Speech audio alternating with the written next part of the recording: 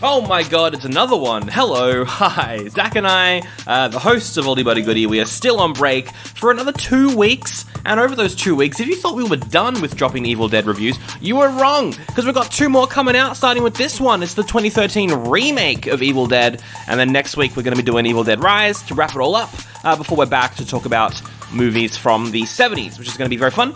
We are joined by a special guest, Nate, also known as Scorn, in this episode, who joined us to talk about this disgusting Evil Dead movie. Out of all of the ones that we've done, it's been really interesting listening back to this episode, because I feel like my opinions on this movie have changed pretty dramatically, and not necessarily in the positive way, but that's not important at all, because we reviewed this a while ago, and you're going to hear that review from a while ago, straight from the Patreon vault. Speaking of Patreon, patreon.com/oldiebuddygoodypod, we're going to be dropping a brand new episode on Wednesday. It's a review of a movie called Killer Condom. That's all I'm going to say about it. Here you go, enjoy the episode.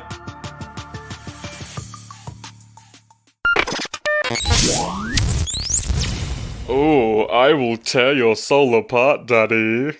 Oh no! Don't bring that back again for the Patreon. Wait, that's not the line. That's not the line. It's I'll swallow your soul. That was Hellraiser. I messed it up. Oh, I'm sorry, patrons. Damn it! You just brought back Daddy for no reason, whatever. Is this the intro? I guess it is. Hello. I guess it's the intro now. Yeah, just roll with it. It's too late now. What's up, Patreons? Thank you for subscribing to Patreon. We appreciate it. This is a lot of fun. This week, we are wrapping up our Evil Dead series with Evil Dead 2013. Yes. Someone who loves this movie is in the Discord call with us. Ooh. Who would that be? It's Daddy Score. No! I mean, just Scorn is fine, but... Yeah. Yeah. Look, I wear the daddy tag like a badge of honor. It's fine. Hi, boys. How you going? Hello. Thanks for having me back. No way. Well, you almost requested to be on this episode. I think I may have threatened with physical violence if I wasn't allowed back for this episode. It seems to be how I get my way with things. I need to get on top of that. And why this particular movie, Scorn? Why is this the spooky film that you love so much? Look, it's no secret that I've been a horror fiend for my whole cinematic life. But the original Sam Raimi movies were really what sort of butter my bread, you know what I mean? So when this movie was first announced, I was like cautiously optimistic yet slightly skeptical that they were going to butcher everything that I knew and loved about the originals, which I think on paper they probably even did. They lost all the cheese in the camp, but somehow made it so much more amazing. I fucking love this film. Really? Yeah, so sounds like I might be the only one. No, I was just curious. I was curious because some of the thoughts are like super negative about this film. Some of them are super positive, and it's interesting to see what you think about this film. Yeah, it seems to be pretty split as well. Like, people love it or hate it. I did a little bit of research, and it's like 5 stars or 2 stars are like the only ratings that I found on this movie, which is really interesting. I think it's pretty divisive in the fact that, you know, it does stray a lot from what we loved about the cult classics that was the original franchise, you know. There is no Ash. There is no cheesy, well, there is. A little bit. Yeah. But you know what I mean? They sort of try to distance themselves from that and try to breathe this new, real, gore-filled horror into a remake, reboot, whatever you want to call it. I'm not sure what it is. Like a soft sequel. Yeah. Because, like, there is the post-credit sequence, which is just Ash turning to the camera and saying groovy, which doesn't, there's no plot there. Yeah. So I don't know if it is a part of the actual universe of the other films or if it is just its own thing. I guess it depends on where the movie next year is going, because we're getting that Evil Dead Rise film next year. Correct. So if that's a sequel to this, it might combine both universes. I don't know. We'll see. Imagine the crossover event we didn't know we wanted. That'd be pretty cool. I'm on board. Zach, what did you think? First impressions? Well, look, I'm not gonna lie. I wasn't as big of a fan of this movie. What I like about the series is Ash. Ash is my catalyst for watching this series. So the fact that he's not here certainly was a doubt. I don't think it's a bad film, though. I like this. This is a good horror film. It was a good horror film. I was surprised at how good it was, actually. Yeah, because you were quite negative going into it, I think. When we finished up Yeah. The Army of Darkness, and I was like, well, next up, it's a remake of the first movie. You went, oh. Yeah. I was like, oh, no. Well, most remakes nowadays are just cash grab garbage, you know? And it's like, why did you remake this? It was good to begin with. Now you've stomped on its grave, you know? But this one, the grave comes back, I'd say. It comes back out of the grave. Out of all of the horror remakes, like I'm thinking Friday the 13th, or that Elm Street one, oh boy. The Halloween stuff, the Rob Zombie ones, I'm not a huge fan of that. But this is definitely a step above all those remakes in my mind. Like, this is quite good. What probably would have made the masses much happier is if this was just a standalone horror film. Yeah. Had this have been a standalone horror film, people would have been able to see that there were nods to Evil Dead throughout, but they would have looked at it as its own thing, and I reckon it would have blown the fucking doors off the world. Yeah, that's exactly what I was going to say. I was going to say if they just released this on its own, it would have been way better and I could have enjoyed it more, but all I could think of was where's my charismatic hero? Because I'm not going to lie, I hated like 90% of the characters, which is kind of the point, you know? Yeah. Yeah, that's the whole point of them. Except I like the girl at the end. She does the whole murderer thing with a chainsaw, and I'm like, because spoiler, I'm skipping right to the end because of course this is Patreon. We don't give a shit. They do like a switcheroo of the main character at the very end. Yeah, which I liked a lot. And I liked that she suddenly was this wise character. I wish they had done that halfway through the movie, though. If they had done halfway through the movie and be like, boom, now she's the main character, he's dead, I would have been like, oh shit, hell yeah.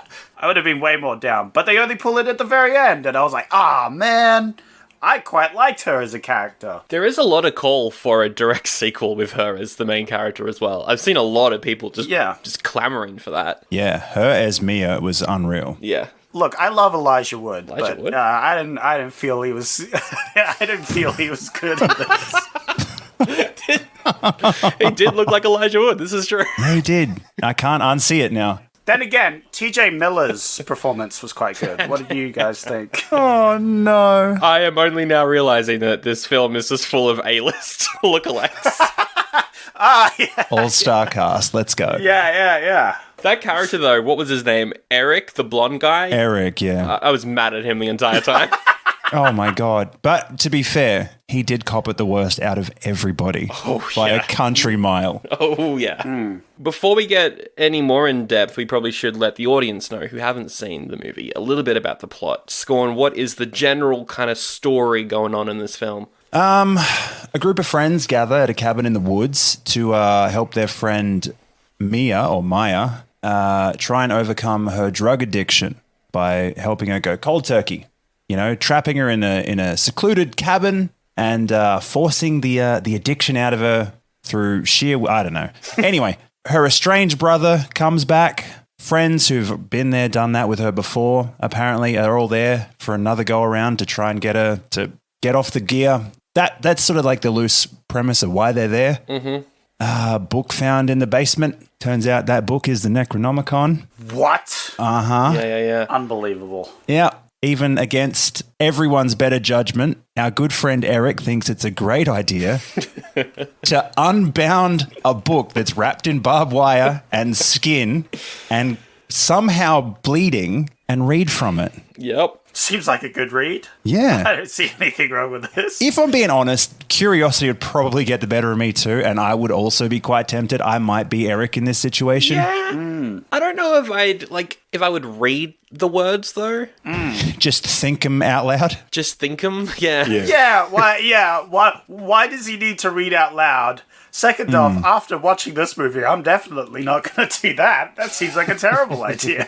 I guess thinking about it, when you're in a room by yourself reading a book, who reads out loud? No one. Like kids who are learning to read, perhaps, when they're sounding out words, potentially. Well, Eric is kind of dumb, so maybe Eric is learning to read. That's it.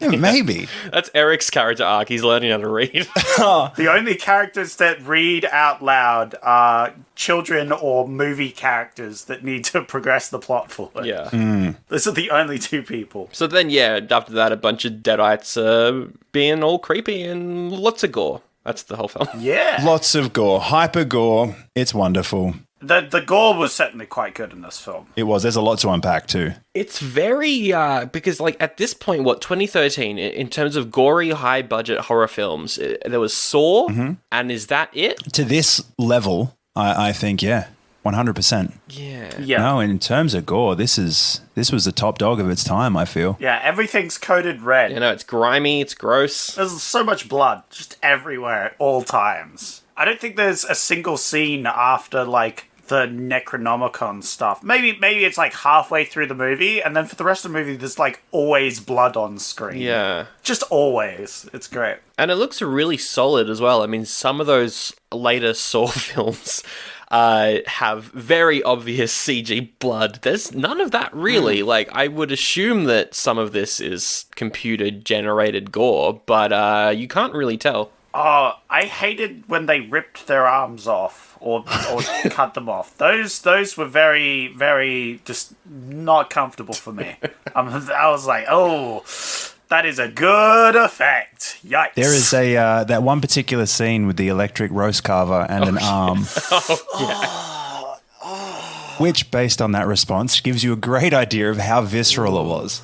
It's got to be one of my standout gore scenes in that movie. Iconic. It's a good twist on the scene from Evil Dead 2 as well, because there's none of the slapstick, but it's still quite obviously paying homage because it's in the kitchen and everything. Yeah, yep. Yeah, I like the sort of... They didn't do the same. They sort of parodied it almost. This character's the one that loses their arm. Yeah. This character's the one that makes the Deadite eat a chainsaw. You know, it's That was good. Ash's role gets sort of spread out through the cast. Yeah, everyone's a badass in this movie, aside from maybe Eric. Yeah, and what was her name? Natalie, the boyfriend of the girlfriend of the main character. She did not much. No, not really. She had a hand in things. You know? Hey. I see what you did there. Hey. She shot the guy with nails. That was pretty good. I appreciated it. One thing of gore that, like, no matter what it's in, it always makes me feel a bit icky is eye stuff. So I was very glad that there was some eye stuff in this, because I was like, yeah, it's gory, but, you know, it's not really like, I'm feeling gross, but I could feel grosser. And then we get the ice stabbing an eye with a needle, and I was like, there we go. Now I feel disgusting. Now I definitely need a shower. Yeah, this movie definitely makes you want to take a shower, so props to it for that. That's very good. Did you watch this in a theater, Scorn? I imagine that would have been amazing. I did. It was phenomenal in a theater, and I can still recall it many years later. It was very enjoyable. Was there a particular moment where people in the theater went ill, like where there was like an audible kind of response to what was happening? Yeah, and it's actually, I mean, yes, it's a gory moment, but it's out of all of them, perhaps not the goriest. It's when she takes a Stanley knife to her tongue and splits it down the middle. Oh. Yeah. She sort of runs her tongue up the blade of a Stanley knife and it cuts long ways. And yes, very uncomfortable.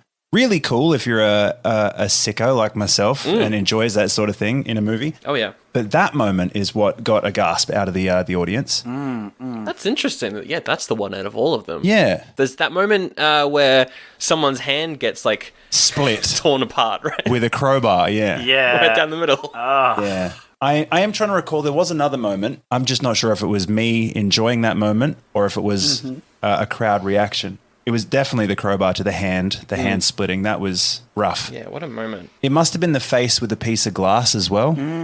Oh. That girl carving her face off with a piece of glass. Yes. Which is another thing that happened. Yeah. In the shower. The sound design of that moment is like, ooh. Yeah, I think that's what did it for a lot of people. And then she turns around and you see, a giant chunk of cheek just missing. Yeah. Hanging around. It's having a good old time, you know? Oh, man. Especially with modern special effects, right? Because, like, that original movie, it's incredible, right? It's a masterclass of gore. But a lot of it is, like, when you see someone chopping a leg in half, it is a close-up on the leg. You can't have the full body there because they just, they weren't able to do that at the time. So that's one thing I loved about this was having a person's face and the arm being cut in half in one shot. Like it, you know, Yeah, 100%. It sells it perhaps a little bit more. I don't know. That first Evil Dead movie is still like a 5 out of 5 for me. I think it's incredible. Yeah, whereas I think this movie is more of a 3 for me, to be honest. And it's not a bad movie. In fact, I could watch it again, although I would next time not have my lunch beforehand. Rookie error. It just has that modern effects that look so much more gritty real, whereas the Evil Dead, it has the charm of it. It looks bad sometimes. All the Deadites are in clown makeup. Yeah. Yeah. Like that sort of thing. But that adds charm. And I think I missed that charm from the previous movies. And I like what Scorn said. If this was a standalone, I would have enjoyed it a lot more because I really liked Ash. Ash was one of the big things that I really liked. I liked the charm and charisma and just the silliness of it all. I liked the silly horror. And that was here, but it really was like a thing in the background. That being said, the girl character, I quite liked her. Yeah, Mia was cool. Yeah, I feel like if they just focused her and made her sort of more of a character. Yeah, because she's a demon for, half the movie? Yeah. And a fucking good one. Oh, yeah. And then she gets revived. Well, I don't science. How does magnets? How do they work? Am I right, Sandro? It's all magnets. She's alive again. Wow. And then she becomes the main character. I really liked her, and I wish they had just done more with that. Yeah, okay. Because I feel like I would have liked a sort of more main character. Because honestly, I just didn't like the brother. I think that's why I'm a bit downer on it. I didn't like the brother very much, but I liked her a lot. So there you go. Yeah, the brother was... I think for me, a lot of it is the performance and the writing. Because he gets a lot of the kind of sappy dialogue, and I don't know if he delivers it as well as someone else perhaps could have. I don't know. What do you think, Scott? No, I agree. I mean, everyone other than Mia is fairly expendable. Somewhat forgettable. I mean, we remember Eric because he's that fucking annoying. We remember the brother because, you know, not the best sort of brother. Everyone else, though, you're like, what was their name again? Which one were they? Sorry? But that's the same in the first movie. Yeah, exactly. Again, nothing against Elijah Wood. He was great.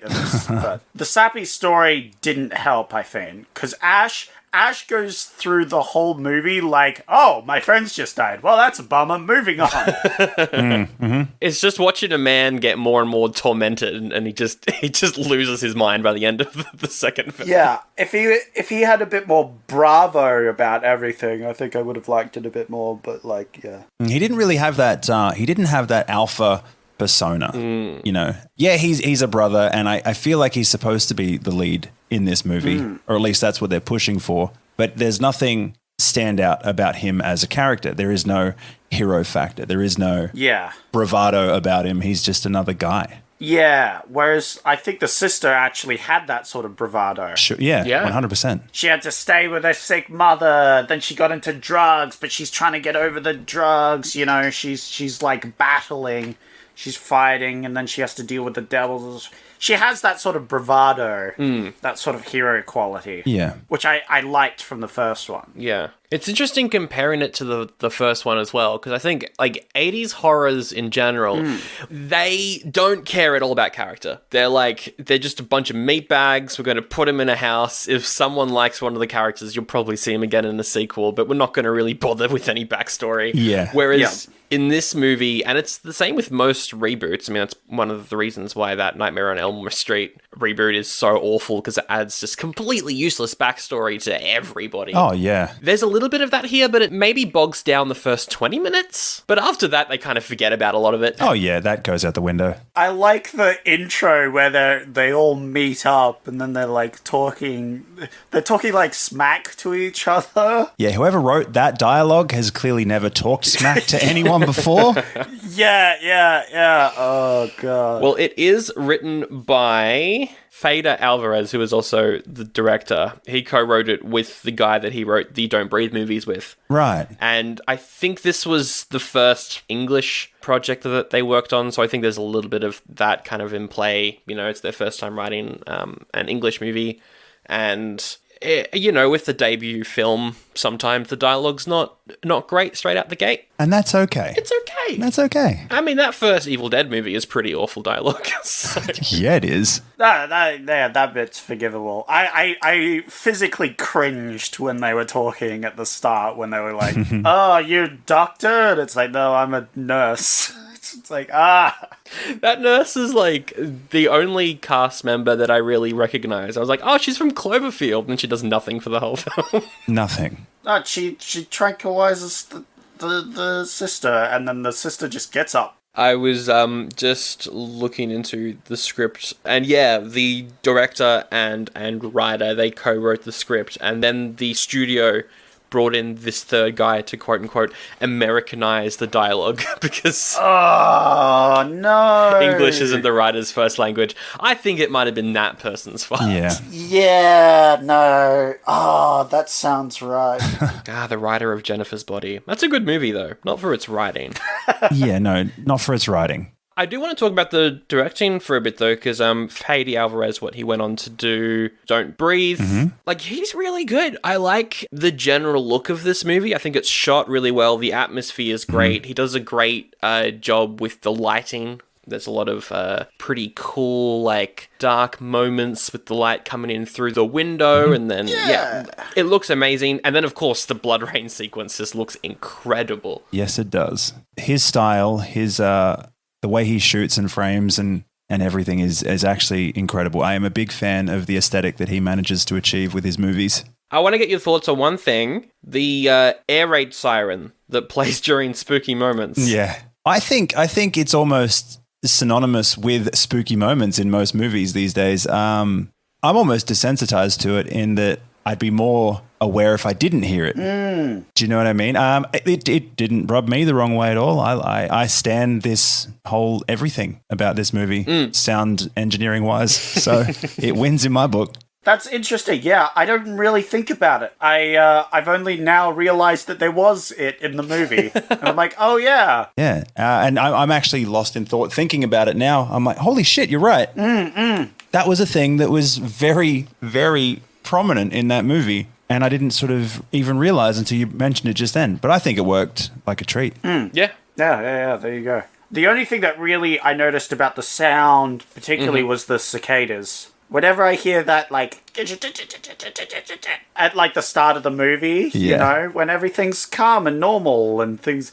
But those cicadas, now, whenever I hear a cicada, it's going to be like, oh, shit, Dead Heights, I'm fucking out of here. Gave me the heebie-jeebies. I did want to mention that cold opening was really cool, where we see this unnamed girl out in the woods and she gets captured by like what appears to be hillbillies. Oh, shit. Yeah.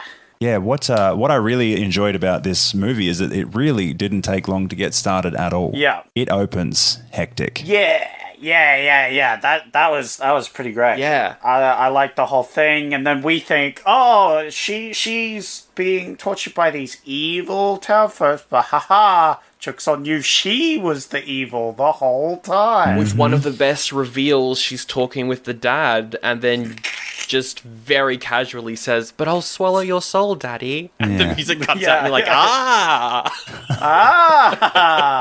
It's good. Yeah, it is. It's very good. And then I immediately laughed because they said Daddy. But, you know.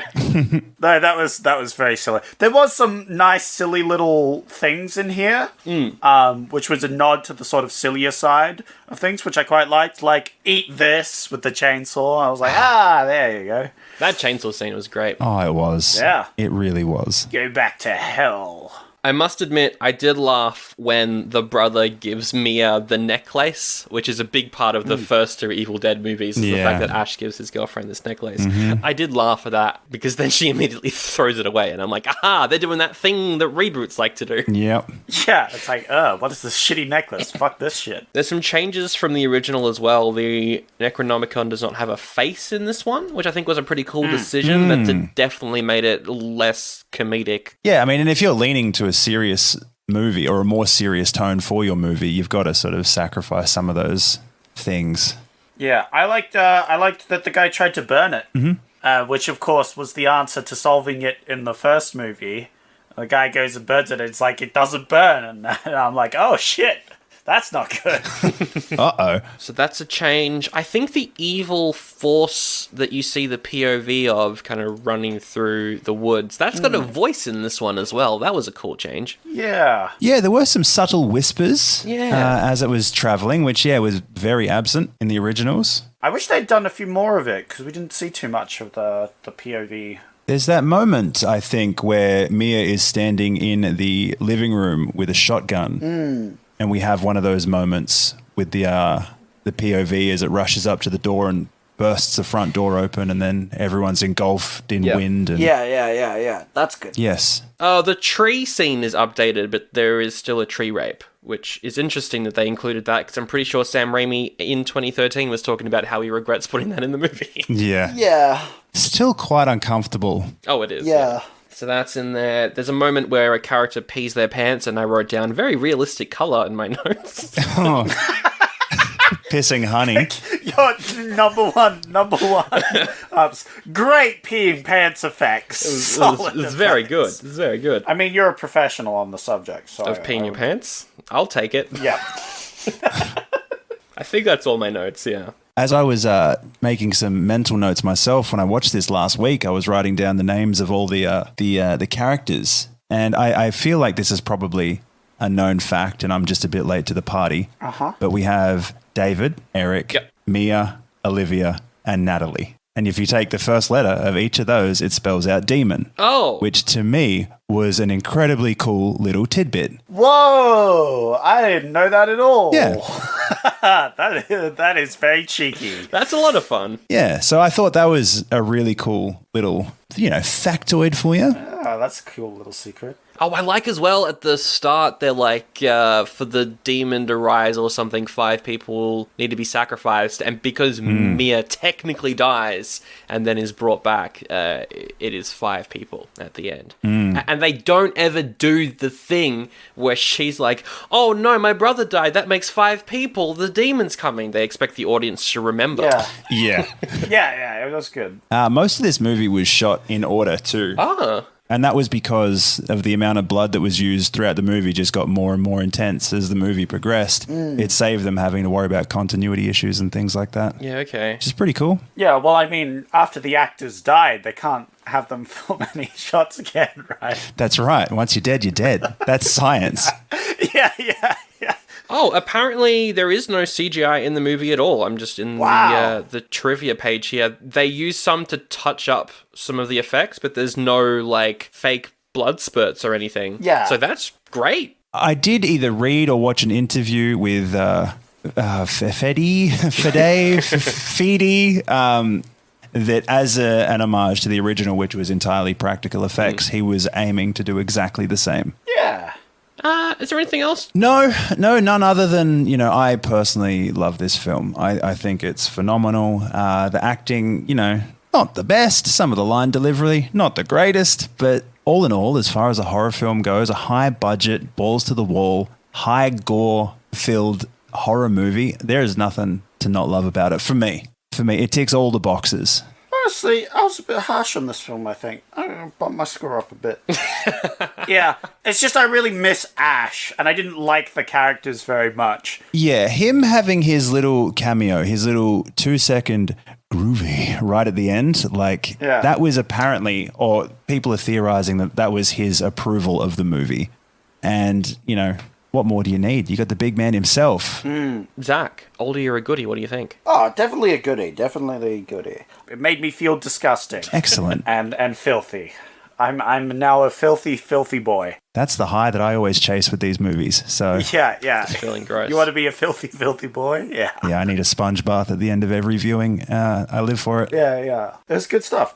Excellent. A goodie from Zach. I'm guessing a goodie from you as well, Scone. Yeah, it's definitely a goodie from me, hands down. 100%. And a goodie from me as well. I think, just like Zach, this is my first time watching this movie. I don't know why. I kind of avoided it. But then people like you, Scorn, were saying it's really good, actually. Yeah. So it made me watch it. I'm glad I've finally watched it. A goodie from all 3 of us. Well, hello there. My name's Sally McSeller. I'm an American, and I'm here to wish you a Happy New Year. Just kidding. I'm also here to sell you patreon.com/oldie but a goodie pod. Do you want to support Sandro and Zach through their podcasting adventures? Head over to patreon.com/oldie but a goodie pod and get bonus episodes like Friday the 13th Part 7. They reviewed it. Here's a clip. We've got Melissa. She's the rich one.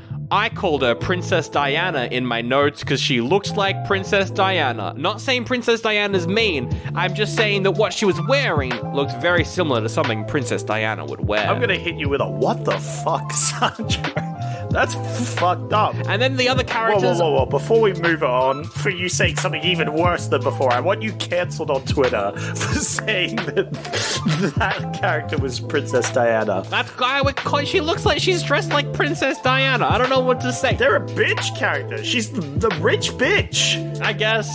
But I don't like saying that, so I'm calling her Princess Diana. Rich bitch. Yeah, no, instead you're insulting the name of Princess Diana, our beloved monarch, our true queen. Our beloved monarch? No monarchs are beloved, but she was one of the good ones, it's true.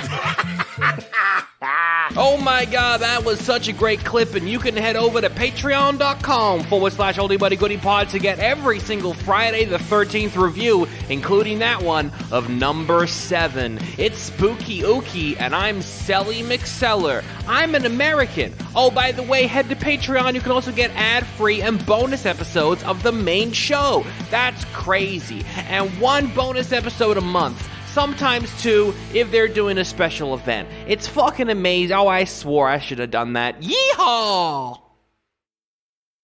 Now, usually we do raving reviews, but I'm in charge. But, Zach, what happened? Well, I forgot that we were doing Patreon, and I did it anyway. I did all the work, so we're not going to waste the work. We're just going to let Zach do it anyway. It's Patreon. There are no rules. It's Patreon. It's true. There are no rules. So, Scorn. Yes, mate. You did this the other day, right? You know how to play the game. Yep. So I don't need to explain that I get these from Oh, not this again. Oh, okay. Oh, hell I yeah. get these reviews from Rotten Tomatoes, and I read them out loud, and you guys have to guess the score that they rated their reviews just by what they said in their review. Gotcha. I don't need to explain any of that to you. So. Oh, yeah, and the Rotten Tomatoes score is 63% for both. Oh, yeah, that's right. And the critics and the reviews. I think it's like everybody who didn't like it liked Ash, but the rest of it could move on past that and enjoy it for what it was. Mm-hmm. Now, I'm sure one of the negative reviews is a parent being like, oh, too gory. Why is this in the theatre? Yeah, probably. Ben says, not as good as the original, but almost just as good. Ooh. Who shall go first? Oh, you take point, my friend. I'll follow your lead. Oh, not as good as the original, but almost as good. I'm going to go 3.5. I'd peg the original out of 5, and he says almost as good. I want to go 4.5. 4.5. It's 4 out of 5. 4 out of 5. Freak. Right in the middle. I think that happened last time where you both were doing this. It was always right in the middle. Yeah, big time. Anthony says, if you thought the original Evil Dead was intense, you may leave the room with wet pants after this one. Bringing it back to wet pants. 4. I'm going to go for that 4.5. I'm going to snatch that up this time. Well, it's 4 out of 5. Ooh. 4 out of 5. Feels good. We have Nicola, who says, I think I'm going to hell. No indication of if that's a good or a bad thing. Yep. Let's go to 2.5. Oh, you're going right in the middle? I'll go for that 4. It's 5 out of 5. Oh. Holy fuck. Okay. All right. Marcus says this movie was just terrible. Just awful. Thumbs down emoji, swearing face emoji, angry emoji. Tell us why it's awful. Can you go 0.5, or are they just in increments of 1 and then up? 0.5 is the lowest you can go. Yeah. Okay. Well, that's my answer. Yeah, you think this one's a negative review? What gave that away? Oh, no. I'll go 2 out of 5. Oh, you were close. It was 3 out of 5. Jesus. What's his bar? What does he base this on? I told you these were some great reviews. He's been watching Jaws 4. Yeah. Massive Jaws 4 fan. Ellie says, full of terrorism and gore. I Terrorism? don't think they know what terrorism means. Yeah. I think I know what they were trying to say. That's not exactly what you meant to say. Oh dear. I don't remember the terrorists in this movie. But Yeah. Damn propaganda film. Oh, maybe Eric was a terrorist. yeah, that makes sense. A movie with terrorism. I think that's about a 2. It's got to be a 2. I don't know. I'll go 4. It's 4.5. What? Okay. I have no frame of reference for anything anymore. That was something else. Hey, I know these ones have been quite hard. I picked some good ones because they were very deceptive, but the last one's very obvious. Okay. Justin says blood, blood, blood. Oh, That's it.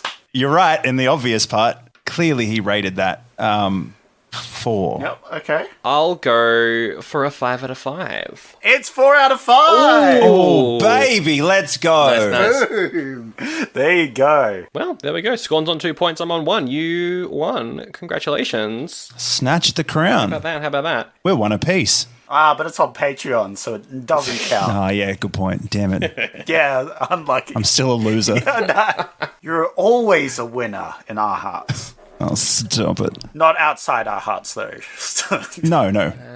Yeah, okay. Well, that's the episode. Thank you for joining us, Scorn. No, like I said, thank you for having me back, boys. It was a blast, as always. It was a lot of fun. And you're back on the main show soon as well. Soon. TM. But until next time, thank you so much for subscribing. We appreciate it. You're keeping the show alive, and we'll see you next time. Farewell. Bye. I'll suck your soul, daddy. Oh, get out.